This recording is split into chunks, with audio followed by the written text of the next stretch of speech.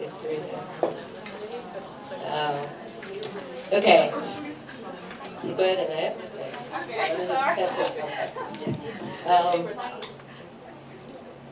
The reason we designed this afternoon this way was because it really helped us to get in touch with ourselves, and also the questions were all, for the lack of a word, it was very positive ones. It was finding resources that we are actually grateful, we are happy to be alive at this time, because I'm going to tell you something heavy. We wanted for you to have a bigger capacity to take those things in. But I wouldn't go into too much detail, but so my title is pretty huge. It's an ecological worldview from cosmic evolution. So this is where I work. I work at a science education center, University Science Education Center, and just to tell you who I am, where I come from. I've always wondered about my place in this world, because I was born into a very patriarchal family. My father was the first child with all step-sisters and brothers. So for him, this is how I understand. His place was secured in his family because he was the first-born male. So he put so much emphasis on having boys that when I was born as a third daughter, apparently he didn't look at me for over a month. So I had this sense of, obviously it was only recent few years that I could put this into words, mind you. I mean, I was a baby, I didn't know. And my father really doted me as long as I can remember as a child, okay? But I had always had this sense of, this is not my place, I don't belong here. So I didn't know, it was just very unconscious memory. So my big question was, where's my place in this universe, in this world? And then I found these are the three kind of key words I find myself have. First is, now I can call it ecology, but you know, I used to call it love of nature, curiosity for the natural world, how the world works. I remember I moved from a small town called Pohang. Now it's very developed, but it was before developed. So my day would be go out and play with dirt, play with insects, and I would, you know, what do you call it? Some plants we would hang onto it, you know, doing Tarzan and the chain stuff. And then I moved to a city, bigger city, all buildings and asphalt. So in Pohang, I was living in a house with a forest, bamboo forest on the side. In Pohang, I started to live in an apartment, which was considered to be a social ladder up, you know. And then one day I remember I was 11 years old. On the way back from school, after a month of moving into a city, I realized, I mean, some of you heard this story yesterday, and it brought me tears. Oh, shit. I'm becoming emotional. So I was walking home, and this thought came into my mind. Oh, I haven't stepped on soil, earth, real earth, for a month. And then there was a little voice, barely noticeable. Shit, this is the environment I'll be living for the rest of my life. There was a sense of loss, which I couldn't put a name to it at the time, but I finally could yesterday. That brought me tears because of that sense of loss. So I have that connection, right? Simply because I grew up in that environment. But my passion was more into astronomy as I grew up, you know. I was a head person, and I was fascinated by the gravity holding me, you know, unseen forces, making things happen in the visible world. So I was, pursuing these things, but it wasn't really fulfilling.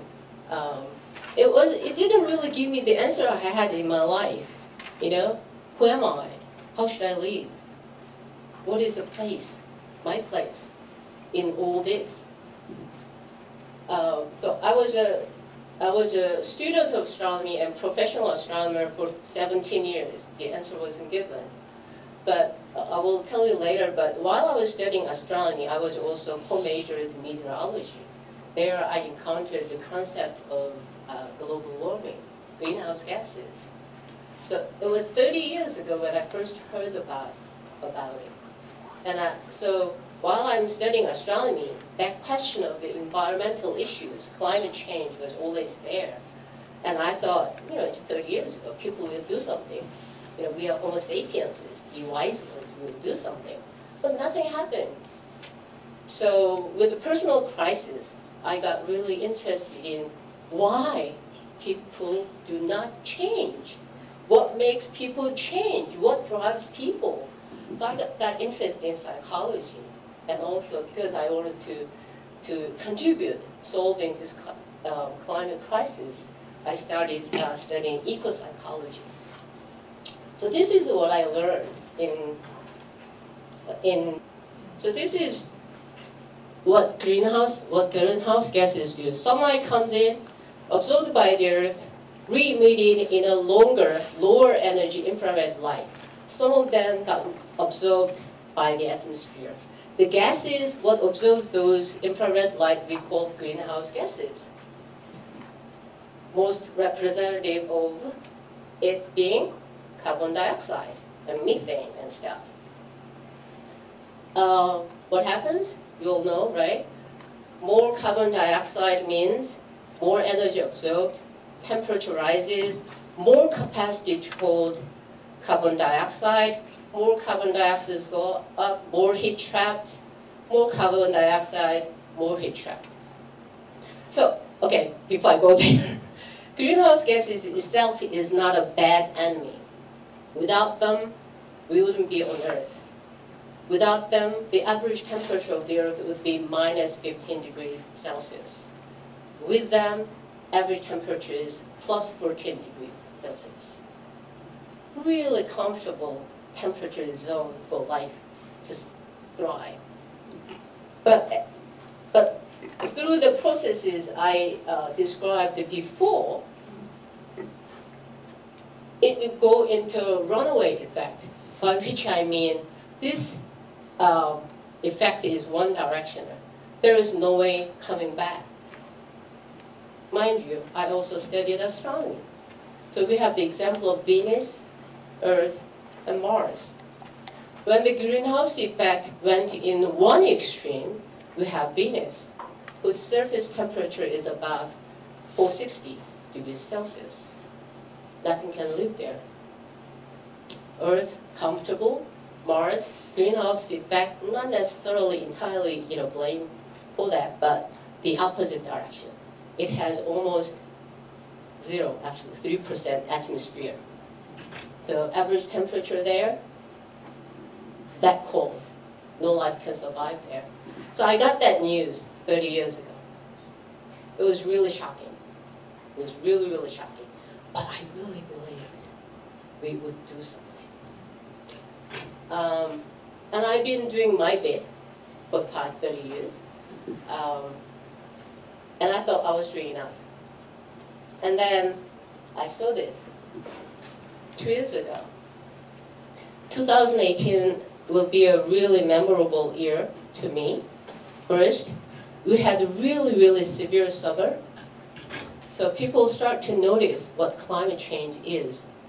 It was actually happening, affecting our day-to-day lives.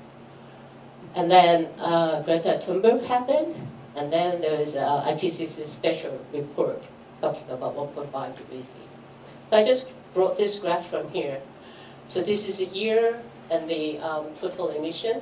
So if you wanted to stop, mitigate the temperature rise by 1.5 degrees C, if we started the mitigation from 2000, then we could just mitigate the carbon emission by 4% annually. Not a big deal. It's doable. But we didn't do it, obviously. So if we had started last year, that means we have to reduce it by 18% every year. Quite difficult, impossible at this stage.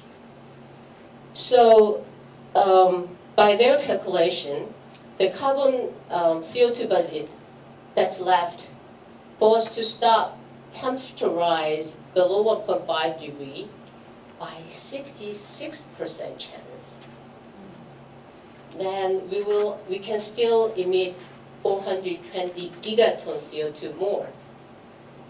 If you wanted to have a 50-50% by 80 gigatons, but it's your future, our future. We don't want to live the chance to 50-50 when this calculation alone doesn't include all the runaway effect loops, feedback loops. Now, this gives us only 10 years. Why? Because currently we are emitting annually, worldwide, 42 gigaton CO2. Here, methane now start to get emitted from melting, thawing permafrost in the North Arctic is not included here. The effect of rising ocean temperature not included here. So we are really in dire danger. And many people say this year will be break or make year.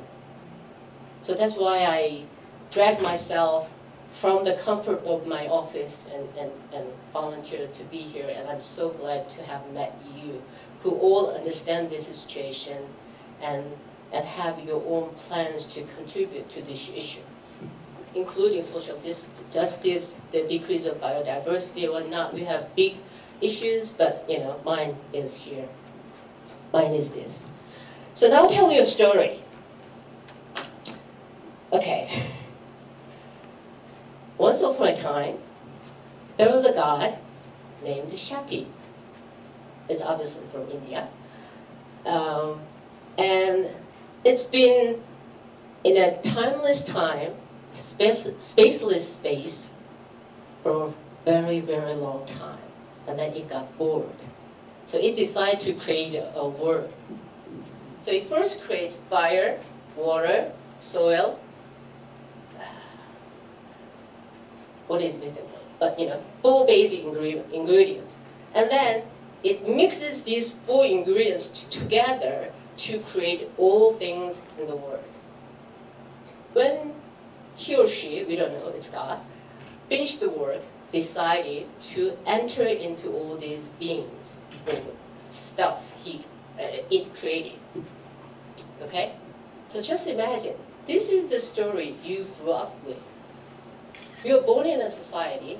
This is the story you've been told since you were a baby. So how would you consider yourself? Who's in you? Right? How you define ecology can vary, but in my understanding, the keyword for ecology is connection. We are all connected. And this story tells us very that. So it really says we are all connected. Thank you.